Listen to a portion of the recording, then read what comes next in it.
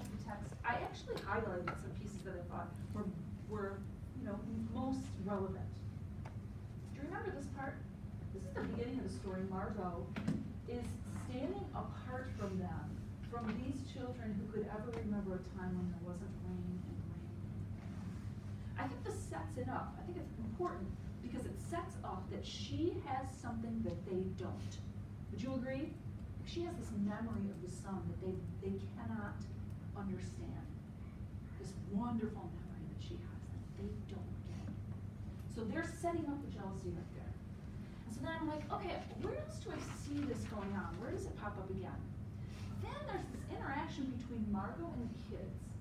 And they're in class, and she's talking about what the sun is like. They're having a lesson where they're writing poems or something about the sun, right? They've never seen it, but she has. So she's like, oh, the sun's like this, the sun's like that. And they're answering like, no, it isn't. You know what you're talking about. They're angry, right? So they're saying, no way. Here it is. You're lying. You don't remember, cried the children. I see that as kind of their jealousy coming out. You know what I mean? They know she has something that they want, and they don't like it.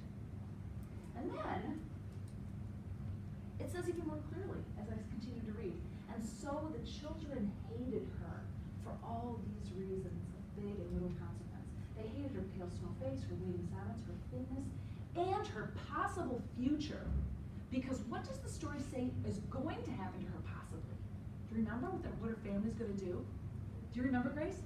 They're going to move back to Earth. She talks about the fact, oh, they've heard the rumor. This girl's family is actually might spend tons of money so they can actually move back to Earth. And if she moves back to Earth, she gets to live with the sun forever. Lucky girl, we never get to see it, right? So there's this added element of what she's going to have that they don't have yet. So all right, now I'm tracing this jealousy through the text. And once I start doing that, I have to start asking myself, what is the story saying about jealousy? Like, what does it ultimately say at the end of the story? When I look at the end, do you remember what happens? Look at what they do. They slammed and locked the door. They stood looking at the door and saw it tremble from her beating and throwing herself against it. I mean, she's literally throwing her body against the door of this closet. They've locked her in at the very moment the sun is going to appear for the first time in 7 years. And it's only going to be out for 1 hour. And they lock her in the closet. And then, look at this. They hear her muffled cries, then smiling, turn and went out and back down the tunnel, just as the teacher got and leave her there. They go out and enjoy the sunshine, right? Oh, that's some serious, nastiness going on. Don't you agree? So, what do I make of this? Okay, we have these jealous kids, then they do this horrible thing. So, I have to ask myself, well, what is the story telling us about jealousy? And, as I started thinking about it, actually, why don't you turn and talk to each other? What do you think it teaches? Why don't you try it? And then I'll share what I have. Go.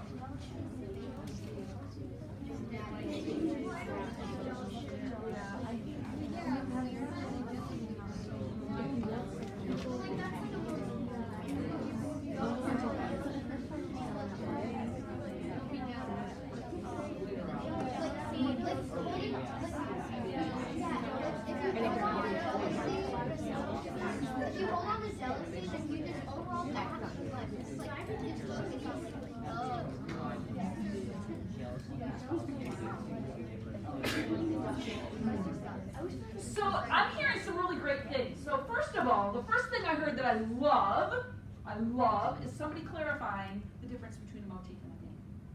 Right?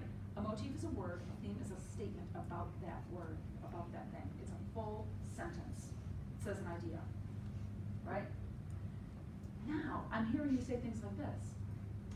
Jealousy makes you do things, what did you say, Sanjay? Maybe it's that you believe isn't right, like makes you do something you want to do, but later on it's like you never really wanted to do it. Yes. And actually you used the word regret when you were talking about it the first time, which is that you said something very similar, Ethan. So jealousy can make you do really mean things. I started actually with a very simple statement. That's what I wrote. I wrote, jealousy can make you mean. Right? And now, we can remember that this is our first shot at a theme.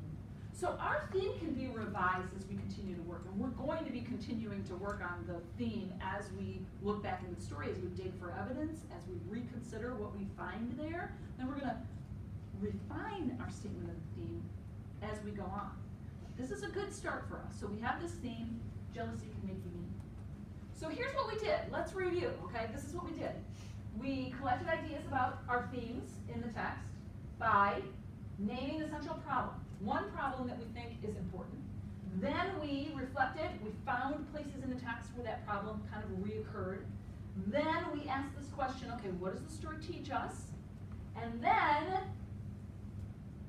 we decide to write long about our ideas. I didn't show you that, but here's what I wrote. So I got this idea, and I go to my notebook and I say, I write this. This is right off the top of my head. This is what I was thinking. One theme emerging in this text is that jealousy can make you mean. Because the kids are jealous of Margot, they keep her away from the sun on purpose. They're really mean to her. So jealousy ends up hurting Margot, who's the victim of her mean classmates. But in the end, it kind of hurts the kids too. Because at the end of the story, they seem to feel really bad. That's what you guys were saying. I don't think they're proud of themselves for what they've done. This is significant because it shows that jealousy isn't just harmful to people targeted by it, but also to the people who are jealous, right? To everyone, really. This is my initial thinking about it, writing along, to kind of expand, flesh out my thinking on this. And there's a little bit more in here than there was the first time I thought about it, because I've dug a little bit deeper, right? Are we all good?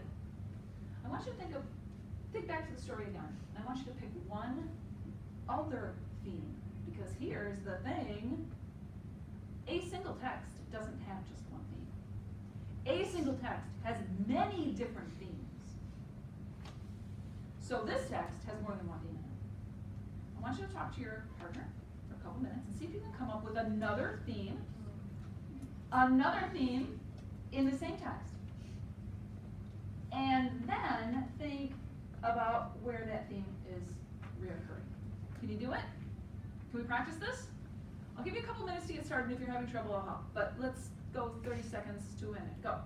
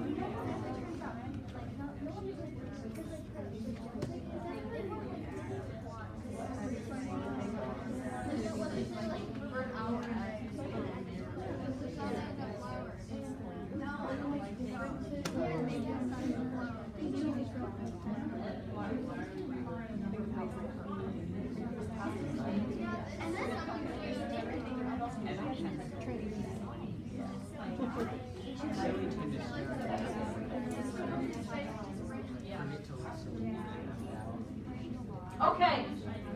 Did we come up with any themes? I heard one over here. I'm going to share in just a second, okay? Did anyone over here come up with another alternative theme? Did you have trouble with it? What do you have? Think before you act.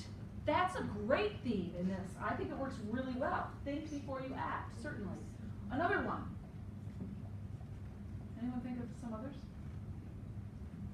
These girls over here thought of enjoy what you can while you have it, right?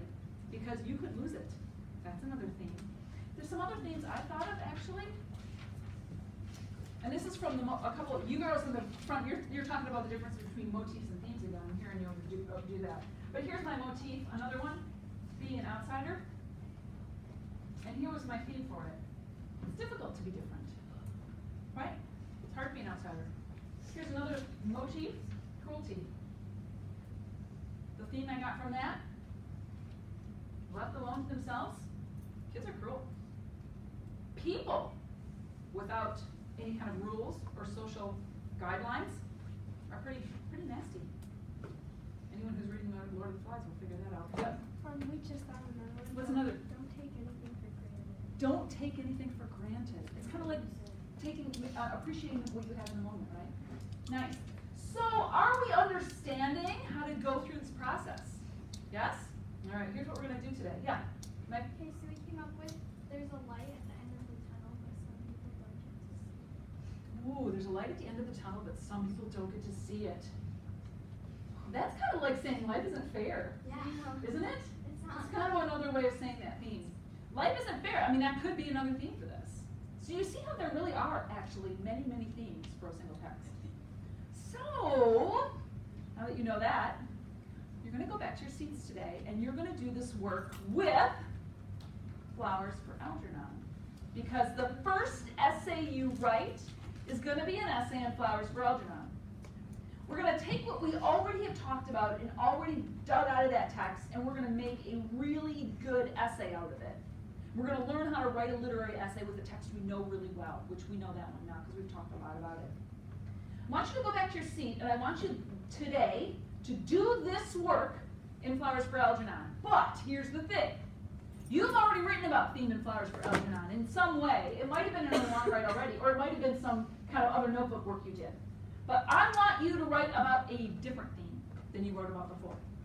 Okay? So pick a new theme in Flowers for Algernon.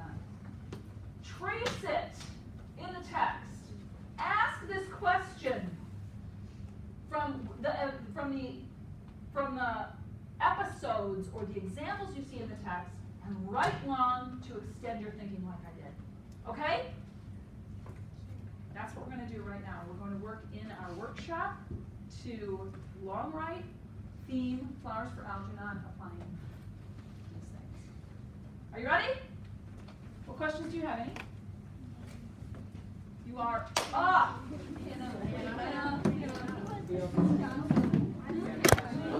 What? Okay.